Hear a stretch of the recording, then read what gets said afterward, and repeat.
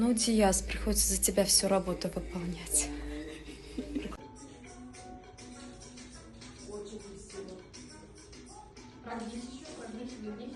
Слушай, ты сейчас так выглядишь, как будто бы, когда мы с тобой первый раз познакомились.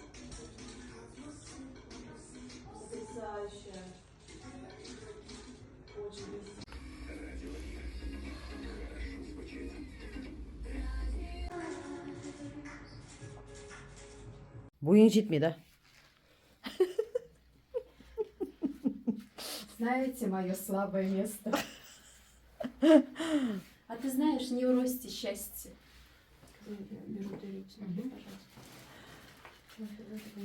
Это, я знаю, я его Настя, взяла это для шедевр. ящерицы.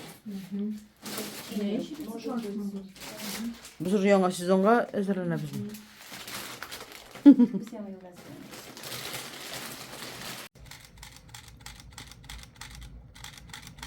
Так медленно еще делается. Так, смотрите, я успела поймать хороший.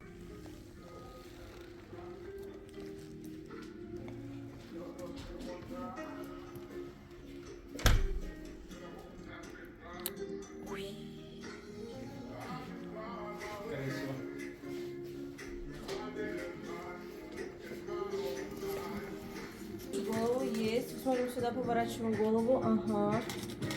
Выше голову. Очень красиво. Уходит, верну обратно. Ну, не хватает головы.